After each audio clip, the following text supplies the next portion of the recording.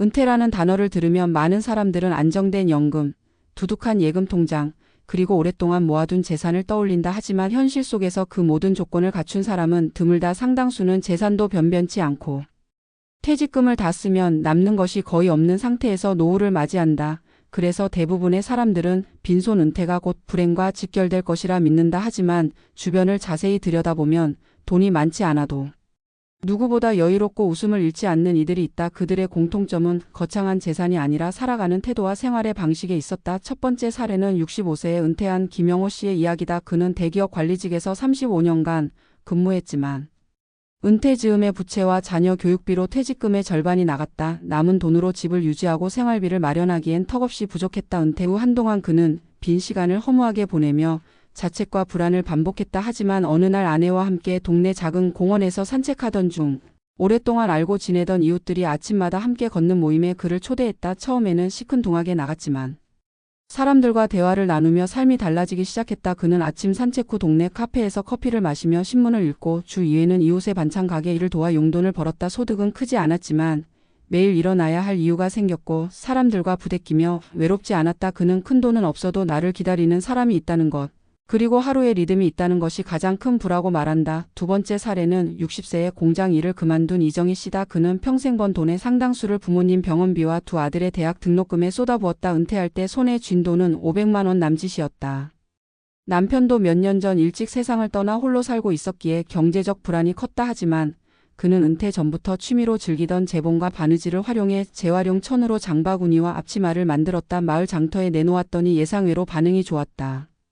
마을 사람들이 주문을 부탁하고 온라인 판매까지 이어졌다. 수입은 한 달 40만 원 정도였지만 생활비를 충당하고 남는 돈은 저축할 수 있었다. 무엇보다 중요한 건 그 과정에서 생긴 자신감과 자립심이었다. 그는 내가 벌었으니 눈치 안 보고 마음이 편하다고 했다. 돈은 여전히 많지 않지만 그는 마을 모임과 봉사활동에도 적극적으로 참여하며 활기찬 노후를 보내고 있다. 세 번째 사례는 은퇴 후 기촌을 선택한 박상수 씨 부부다. 서울에서 자영업을 하다 경기 불황으로 가게를 정리하고 빈손에 가까운 상태에서 시골 부모님 집을 물려받았다. 대부분은 돈이 없는데 어떻게 내려가서 살겠느냐며 말렸지만 부부는 최소한의 비용으로 자급자족하는 생활을 선택했다. 마당 한켠에 텃밭을 가꾸고 집 수리를 스스로 하며 생활비를 절반 이하로 줄였다. 아내는 마을 주민들과 김치된장을 함께 담가 나누고 남편은 인근 농가 일을 돕고 품삯 대신 쌀과 채소를 받았다. 현금 수입은 적지만 매달 나가는 돈도 거의 없으니 마음이 훨씬 가벼웠다. 부부는 주말마다 도시에서 손주들이 놀러 오면 작은 잔치를 열고 평일에는 강가를 거닐며 여유를 즐긴다. 그들은 돈이 없으면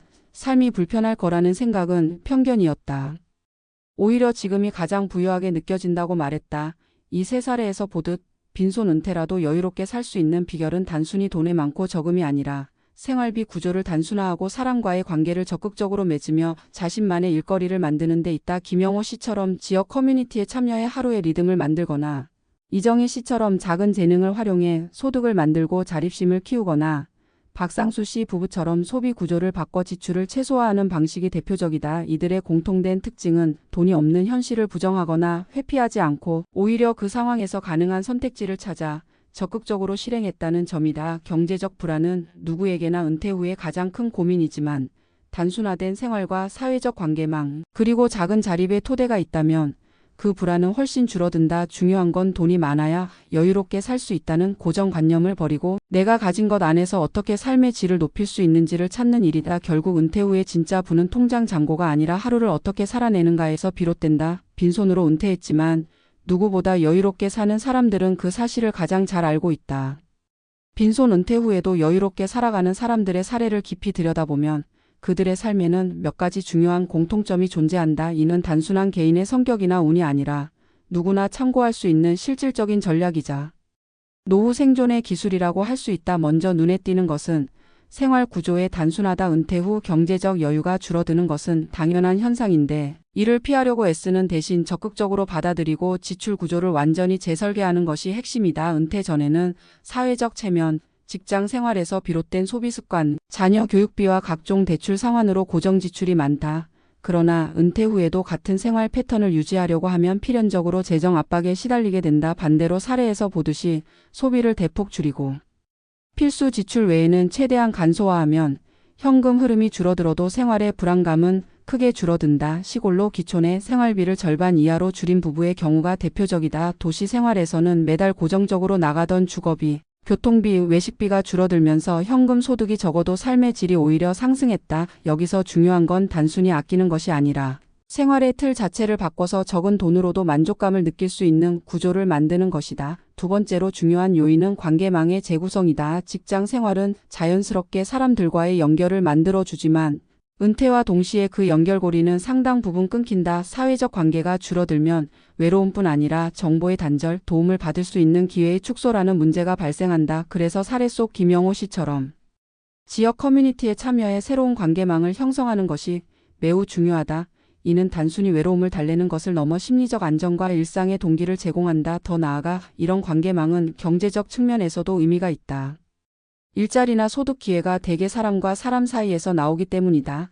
이웃의 가게를 도우며 소일거리와 용돈을 마련한 것도 결국 이웃과의 신뢰관계 덕분이었다. 즉, 은퇴 후의 네트워크는 단순한 친목이 아니라 생활 유지와 직결된 중요한 자산이다. 세 번째로 눈여겨봐야 할 점은 소득의 다각화와 자립심 확보다. 은퇴 후 전업으로 일하지 않더라도 적은 시간과 노력으로 지속 가능한 소득원을 갖추는 것은 재정적 안정뿐 아니라 자존감 유지에도 큰 도움이 된다. 이정혜 씨의 경우처럼 취미와 재능을 소규모 경제활동으로 연결하는 것이 대표적인 예다. 여기서 중요한 것은 소득의 절대 규모보다 지속성과 자기 주도성이다. 매달 수백만 원을 버는 것이 아니라도 내가 원하는 방식으로 벌고 쓰는 과정에서 느끼는 자유와 통제감은 심리적으로 매우 큰 차이를 만든다. 이는 내가 여전히 쓸모 있는 사람이라는 인식을 유지하게 하고 무력감이나 우울감을 줄이는 효과가 있다. 또 하나 간과해서는 안 될 요소가 건강관리다. 빈손 은퇴의 경우 재정적 부담으로 인해 의료비 지출이 어려워질 수 있으므로 평소 건강 유지와 질병 예방에 더 많은 노력을 기울여야 한다. 은퇴 후에는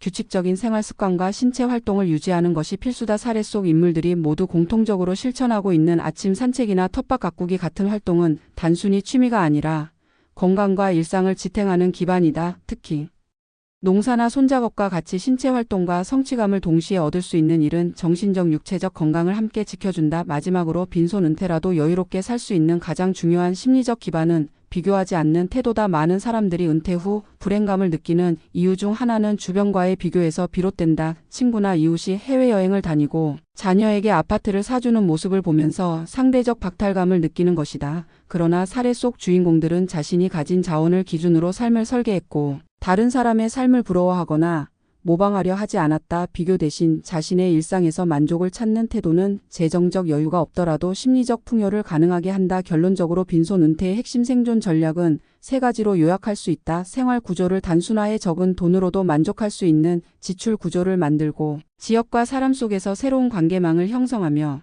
소규모라도 자율적인 소득 활동을 지속하는 것이다. 여기에 건강관리와 심리적 독립성을 더하면 재정 규모와 관계없이 여유로운 노후를 누릴 수 있다. 많은 사람들은 은퇴 준비를 얼마를 모아야 하는가에만 초점을 맞추지만 정작 은퇴 후의 삶을 좌우하는 건 돈보다 일상의 설계와 태도다. 빈손 은퇴라도 충분히 행복하고 여유로운 삶이 가능하다는 것을 증명한 사람들의 이야기는 지금 노후를 준비하는 이들에게도 값진 교훈을 준다. 돈을 벌고 모으는 것은 중요하지만 그것보다 더 중요한 것은 돈이 많든 적든 하루를 어떻게 채우고 누구와 함께하며 어떤 의미를 부여하는가다. 은퇴 후 삶의 질은 통장 잔액이 아니라 생활의 구조, 관계의 깊이, 그리고 스스로에 대한 만족에서 비롯된다. 이 사실을 받아들인다면 빈손 은퇴도 더 이상 두려움의 대상이 아니라 새로운 가능성의 시작이 될 수 있다.